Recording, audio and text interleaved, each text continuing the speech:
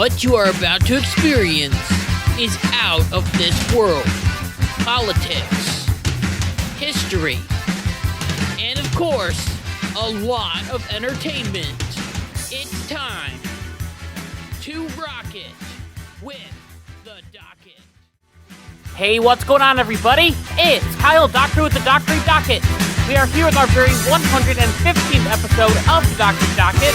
I'm excited to be here, and I hope that you are excited to be here as well. And if you are excited to be here as well, make sure to go down below, hit the like button, hit the subscribe button, so then you never miss one of my videos. So, the definition of insanity is simply doing the same thing repeatedly and expecting a different result. Shockingly, that was actually quoted by Albert Einstein, so you know that it has to be true. He was one of the smartest people in the history of the world. And luckily this week, the House of Representatives proved Einstein correct, as they tried to figure out who was going to be the next Speaker of the House. Well, obviously it's going to be Kevin McCarthy, right? He was voted as the leader of the Republican Party. He was the minority leader of the Republican Party when Nancy Pelosi had the gavel. So it has to be him, right? Well, not exactly, as there was some drama that took over the House of Representatives, which led to some Republicans fighting. Republicans were talking to Democrats, Democrats were talking to Republicans, there was a lot of pointing fingers, there was a lot of sitting, people were calling each other terrorists, and of course there was a lot of voting. So much voting, over and over and over and over again. The House would vote, and the nominees didn't have enough, so then they would just go right back to the start and vote again. I'm telling you, the House of Representatives could be made into an old soap opera called As the House Turns.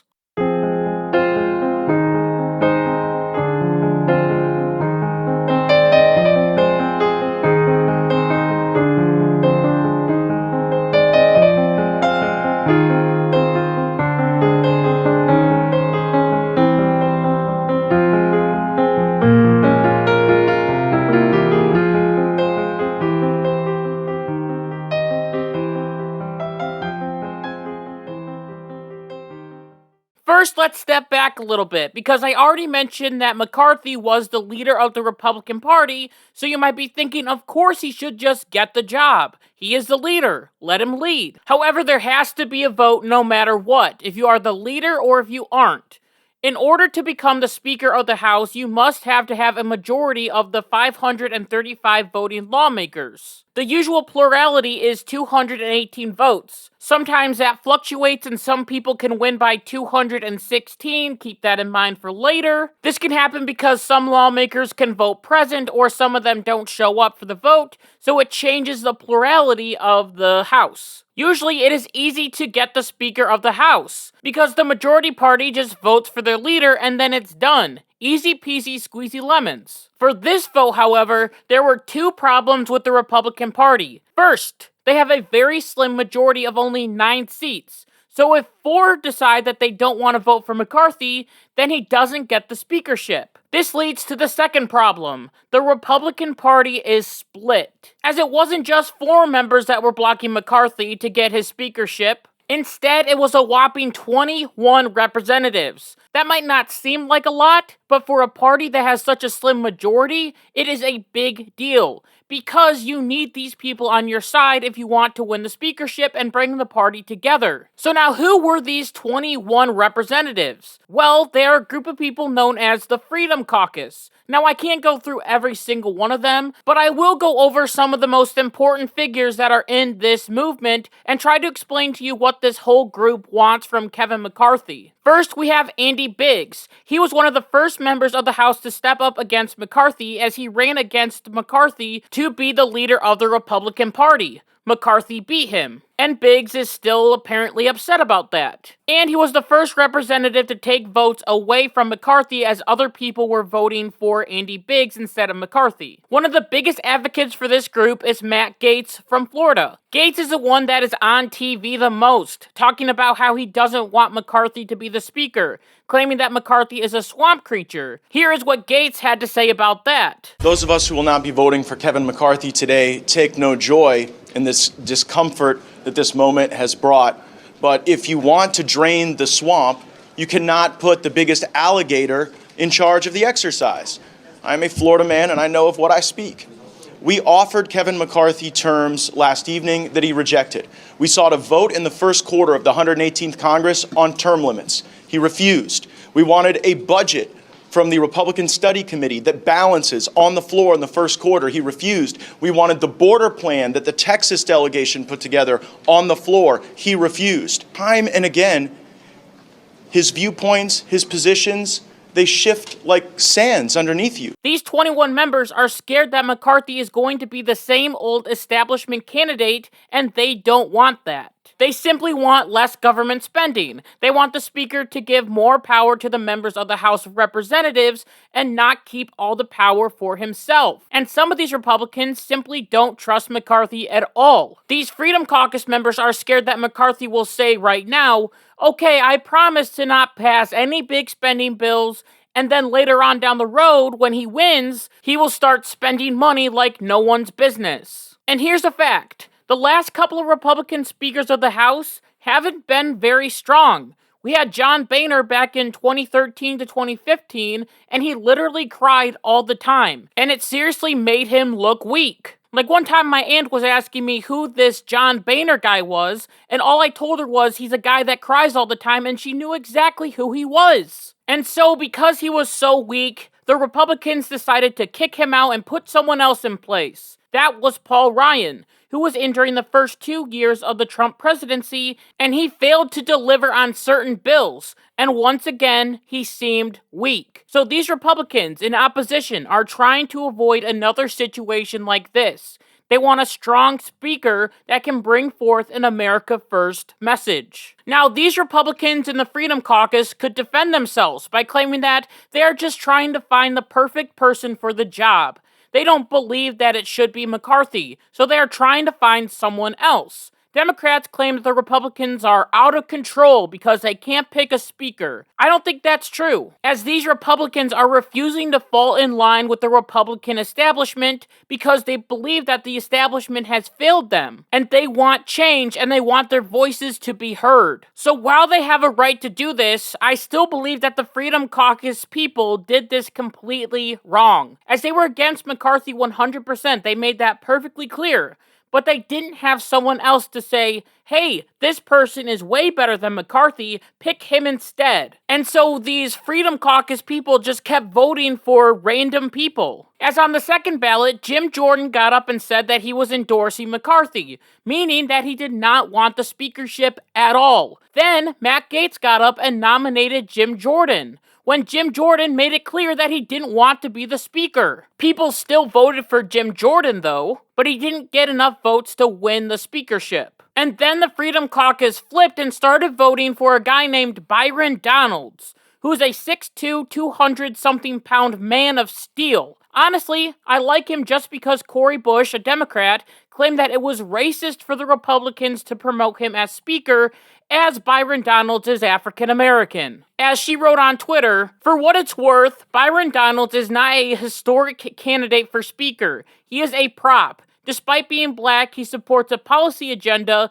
intent on upholding and perpetuating white supremacy. His name being in the mix is not progress. It's pathetic. Well, claiming that a black man is supporting white supremacy is very weird, because I bet if they tried to pick a white guy, then she would claim that it was racist as well because they weren't looking at African American candidates. Now, I do believe that Byron Donalds has a future, and his moment will come, but right now is not his time, as the Freedom Caucus once again switched on who they wanted as speaker, as Kevin Hern was thrown into the mix. And then Matt Gaetz shocked the entire world by standing up and announcing that he wanted to nominate Donald Trump to be the Speaker of the House.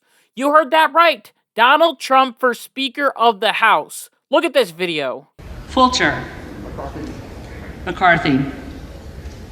Gaetz. Donald John Trump. Trump.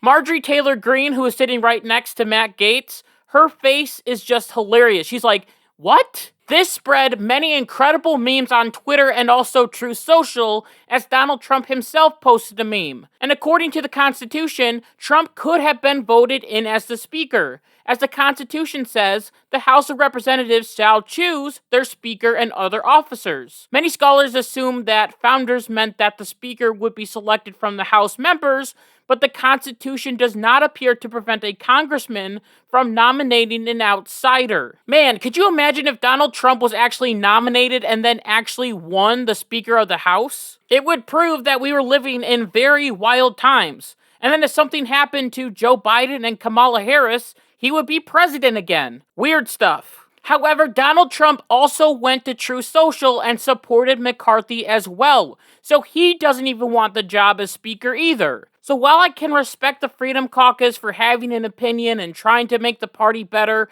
all that they really did was waste time. And by the 10th ballot, I was sick and tired of them, and I wanted the party to somehow just come together and make a deal or something to get this over with. Because this was a record-breaking vote. As after the 9th ballot was cast and McCarthy lost, it became the longest fight for a speaker since 1923. Ironically, that was 100 years ago. Then when McCarthy failed to win on the 12th ballot, he broke history again, passing Philip Pendleton Barber, who won it on 12 ballots in 1821, almost 200 years ago and before the Civil War. Luckily, this wasn't the longest search for the Speaker of the House. That record belongs to Nathaniel Banks, who won on the 133rd ballot in 1855, and it took 2 whole months to finally pick a winner. That means they continuously voted over and over and over again for 2 whole months. We thought that this vote took a long time. 2 months? Sounds absolutely ridiculous. But in our current timeline, after the 14th ballot failed, McCarthy was getting irritated and wanted all of this to be over with. So he stormed up to Matt Gaetz, and they looked like they had a tense exchange. The problem is we can't really hear what they're saying. I can tell from the body language that McCarthy is just sick and tired of this whole process, and is annoyed with Matt Gaetz and the Freedom Caucus. And Matt Gaetz is pointing and looking like he's getting fired up. But then it just gets worse, as McCarthy walks away, and right behind him comes Representative Mike Rogers, who I believe didn't have nice things to say about Matt Gaetz and the Freedom Caucus, as Representative Mike Rogers had to be held back by one of the other representatives named Richard Hudson. Richard Hudson's hands are literally over Mike Rogers' mouth, so maybe he was saying something that wasn't really appropriate to Matt Gaetz. Which is crazy because this is not how Representative Rogers acts. As after the event, Gaetz commented by saying, "I've never seen Mike like that. He's a quintessential old Southern gentleman," Gaetz said. "He has a long-standing positive and productive relationship.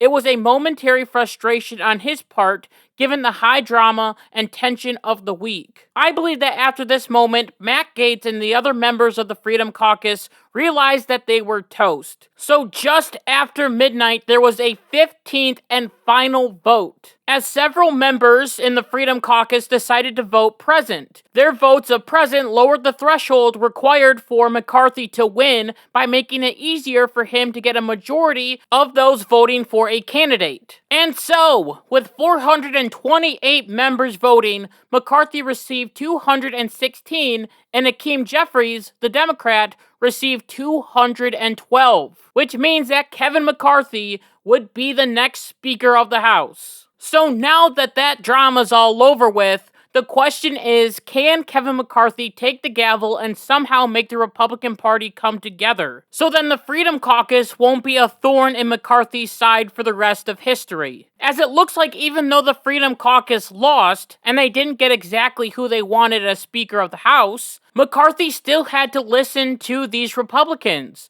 He made this clear on his very first speech as the new Speaker of the House. As McCarthy claimed, our very first bill will repeal the funding for 87,000 new IRS agents. McCarthy promised Republicans will hold oversight hearings on such topics as the U.S. withdrawal from Afghanistan, the origins of COVID, and the weaponization of the FBI. He also claimed, "We will use the power of the purse and the power of the subpoena to get the job done." And now this would make the Freedom Caucus and other Republicans very happy. Along with that, McCarthy also agreed with the Freedom Caucus to have guaranteed votes on issues like a balanced budget amendment, term limits, a Texas border plan, and an end to the COVID-19 mandates. He also agreed to do more single-subject bills, which would get rid of the thousands of pages of bills that no one ever reads anyway. And speaking of that, McCarthy wants to create a 72-hour window so then members can actually read all of these new bills before it is voted on. And he also promised to refuse any increase in the debt ceiling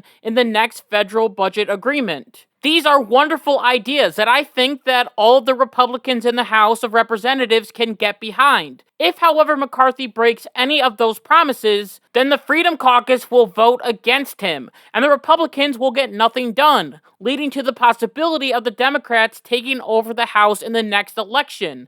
And there is no one in the Republican Party that wants that. This is why McCarthy has a big task on his hands, bringing the party together. Because we saw from this entire situation that the Republican Party has a lot of fractures in it, which can be bad, but I also think that it can be good as well. Let me explain. People like Matt Gaetz aren't trying to destroy the Republican Party.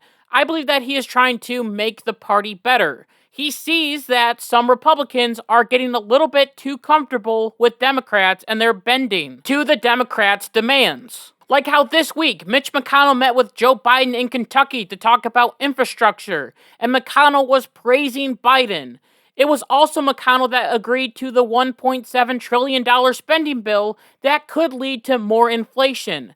Matt Gaetz saw that and thought that McCarthy was going to go down the same exact path and be light on the Democrats and let them pass whatever bills that they wanted, even if it cost trillions of dollars. Now, I don't agree with Matt Gaetz 100%, but I like that he is holding McCarthy's feet to the fire. And I also don't agree with McCarthy on everything, but I can see that he wants to bring the party together. I believe in the Bible verse that claims, iron sharpens iron, so one man sharpens another man. Just like economics, competition is good. This is why I want DeSantis to run against Donald Trump, because they will share different ideas and they will make each other stronger. And that's why this situation was needed. And hopefully it will make the party better in the future. In the end, while all of this seems like a big soap opera, parties fight all the time. But right now, it is time for the Republican Party to come together and stop Joe Biden's radical agenda. We need to unite under McCarthy and also make sure that other Republicans hold his feet to the fire. If we can do that, then there will be different rules that come out of the House which will make the House of Representatives better